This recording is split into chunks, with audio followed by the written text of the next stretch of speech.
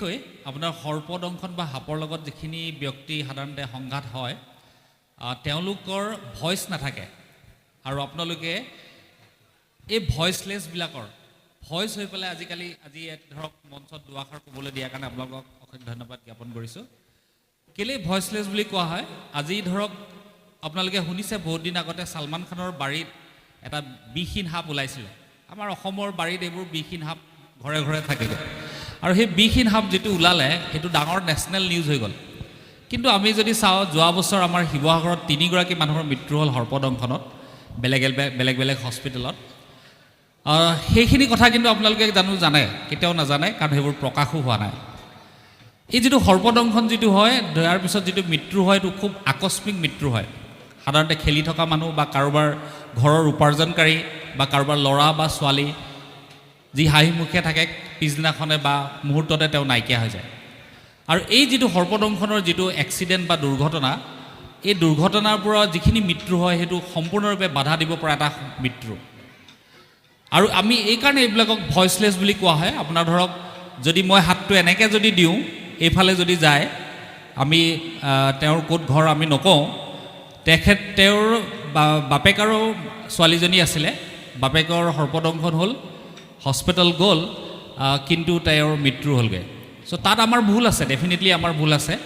আৰু আপোনাৰ ধৰক ছোৱালীজনী অকলশৰীয়া, তাইৰ এটা কোনো নাই, তাই ঘাট মাৰা হৈ গ'ল, মাকো নাছিলে। তাই জানো আমি খবৰ লৈছোঁ? আমাৰ আহৰি নাই, কাৰণ তেওঁলোকৰ ভইচলেছ, একেবাৰে দুখীয়া মানুহ। এইফালে যদি যাওঁ, হাতটো যদি এইফালে এনেকৈ দেখুৱাই দিওঁ, নেশ্যনেল হাইৱেৰ ওচৰত 37 নেশ্যনেল হাইৱেৰ ওচৰত, তেওঁৰ এইটো নিগনিয়ে কামোৰা বুলি ভাবিলে, কিন্তু হাস্পাতাল আহি পাওঁ মানে খুব দেৰি হৈ গ'ল আৰু তেওঁৰ মৃত্যু হৈ গ'ল। তেওঁৰ 3গৰাকী নাতিনীয়েক আছিলে, মাক নাই, দেউতাকো মানে আপোনাৰ কাৰ্যক্ষম ইমান নহয়, একেবাৰে দুখীয়া ফেমিলি। তেওঁলোকৰ জানো আমি খবৰ লৈছোঁ? নলওঁ, বিকজ দে আৰ ভইচলেছ। কিন্তু যদি ছালমান খানৰ ঘৰত যদি আপোনাৰ হেল্থ মানে আমাৰ যিখিনি মানে আমাৰ ডিফেন্স মিনিষ্টাৰ আছে বা আমাৰ অমিত শ্বাহৰ ঘৰত ঘৰতো তেওঁৰ সাপ ওলাইছিলে, সেইটো কিন্তু নেশ্যনেল নিউজ হৈছিলে। আমাৰ এইবিলাক আমাৰ নিউজ হ'ব নালাগেনে? কিয় তেওঁৰ মৃত্যু হ'ল, কিয় মৃত্যু হ'ল, সেইখিনি আমি ভাবিবলৈ আমাৰ আহৰি নাই নে? আহৰি আছে। আৰু কিন্তু আমি তাৰ কাৰণে চিঞৰিব লাগিব, আপুনি চিঞৰিব লাগিব, আমি চিঞৰিব লাগিব। আৰু লগতে এনেকুৱা ধৰণৰ অনুষ্ঠান যদি চিঞৰে, ডেফিনেটলি আমাৰ যিটো ঈপ্সিত লক্ষ্য আছে, আমাৰ এটা লক্ষ্য আছে, সেইটো হ'ল সৰ্পদংশনৰ সত্য মৃত্যু অসমত। আমাৰ ডিমৌ হস্পিটেলত আমি এতিয়ালৈকে 3500জন ৰোগীয়ে চিকিৎসা প্ৰদান কৰিলোঁ, কিন্তু আমি মৃত্যু শূন্য কৰিছোঁগৈ।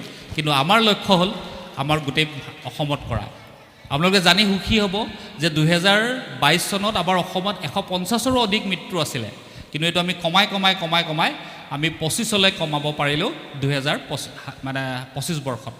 গতিকে ইমানখিনি আমাৰ 70% আমি সৰ্পদংশনত মৃত্যুবোৰ কমাব পাৰিলোঁ অনলি বিকজ অফ আপোনালোকৰ ছাপৰ্টৰ কাৰণে। আপুনি যদি নাহে সোনকালে হস্পিটেলত, আপোনাৰ ঘৰৰ সন্মুখত যদি এইমছৰ নিচিনা ডাঙৰ হস্পিটেলো থাকে, একো কৰিব নোৱাৰে। গতিকে আপোনালোক সোনকালে আহিব লাগিব। যিমানে দেৰি কৰিব, যিমানে বেজবেজালি কৰিব, সিমানে বিপদ।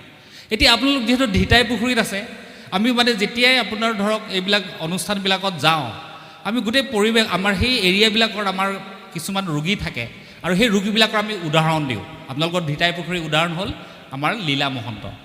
চ' তেখেতক ফেটিসাপে দংশন কৰিছিলে। চ' তেখেতৰ সত্ৰাধিকাৰ আছিলে, সত্ৰৰ সত্ৰাধিকাৰ আছিলে, আপোনালোকে জানে, চিনি পায়। চ' তেওঁলোক তৎক্ষণাত হস্পিটেলত ভৰ্তি হ'ল, 1 ঘণ্টাৰ ভিতৰত ভৰ্তি হৈছেগৈ। ফেটিসাপৰ দংশন আছিলে আৰু তাৰপিছত তেওঁক আমি দৰৱ পাতি দিলোঁ, তেওঁ সুস্থ হৈ গ'ল, আজি সুস্থ হৈ আছেগৈ। চ' কিয় সুস্থ হৈ আছে? আপুনি যদি তাৰ প্ৰশ্নটো যদি তাৰ উত্তৰটো বিচাৰি চায়, তেনেহ'লে উত্তৰটো পাব যে তেওঁ তৎক্ষণাত হস্পিটেল কৰিছিল। যিটো দংশন অংশ আছে, সেইটো দংশন অংশত কেতিয়াও বান্ধ দিয়া নাছিলে, কেতিয়াও নাবান্ধিব, কেতিয়াও নুধুব, আৰু যিমান পাৰি লৰচৰ নকৰাকৈ সোনকালে হস্পিটেলত ভৰ্তি হওক। সেইখিনি আপোনালোকে কৰোঁ। আপোনালোকে যদি সেইখিনি কৰে, অন্ততঃ যদি নাবান্ধে, অন্ততঃ যদি নুধুৱে, আৰু অন্ততঃ যদি আপুনি ধৰক মানে এম্বুলেঞ্চৰ কাৰণে ৰৈ নাথাকিব। কেতিয়াবা এম্বুলেঞ্চ আহোঁতে আপোনাৰ 1 ঘণ্টা লাগি যাব। চ' সেইখিনি সময়ত আপোনাৰ বিষটো গোটেই থিতাপি ল'ব পাৰে।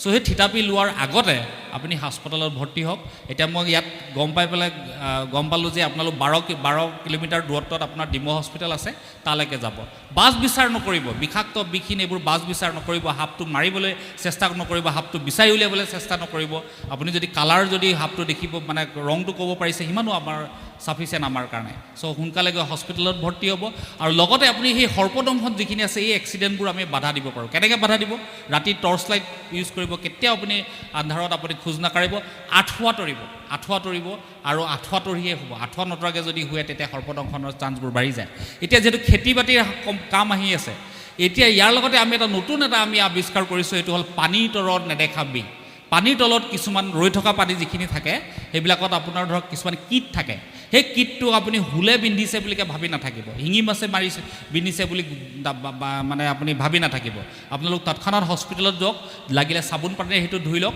সৰ্পদংশনত নুধিব আৰু যিমানে যি আপোনাৰ কামোৰ হ'ব কুকুৰে কামোৰক বা যিমানে এনিমেল জীৱ জন্তুৱে কামোৰে সেইটো চাবোন পানীৰে ধুব তৎক্ষণাত হস্পিটেলত আহক চ' এনেকুৱা বহুত আমি পানীৰ তলত মানুহ মানে দংশন কৰা মানুহ আছে যাৰ পিছত ভৰিটো গেলি গৈছেগৈ আঙুলি কাটিব লগাত পৰিছে পুজ জমা হৈ গৈছে বহুত দিন 2 মাহ 3 মাহ ধৰি তেওঁলোকৰ আপোনাৰ পুজ জমা হৈ আছেগৈ চ' তাৰপিছত তেওঁলোক আমাৰ ওচৰলৈ আহিছে তেনেকুৱা আমি বহুত ৰোগী পাইছোঁগৈ চ' আপোনালোকক এটাই অনুৰোধ অলপ সজাগ হওক সতৰ্ক হওক আৰু আপোনালোক যেতিয়া আহিব তেতিয়া আমি শিকিম আৰু যদি আপোনালোক নাহে আমি কেতিয়াও শিকিব নোৱাৰোঁ আৰু আপোনালোকে আমাক সাহস দিব লাগিব আমি আপোনালোকক সাহস দিম চ' সেই আপোনাৰ সমান্তৰালভাৱে যদি এইখিনি আমি কাম কৰি থাকোঁ তেনেহ'লে আমাৰ যিটো ইপ্সিত লক্ষ্য আছে আমাৰ অসমত সৰ্পদংশনৰ শূন্য মৃত্যু 2030 বৰ্ষত ডেফিনেটলি আমি কৰিব পাৰিম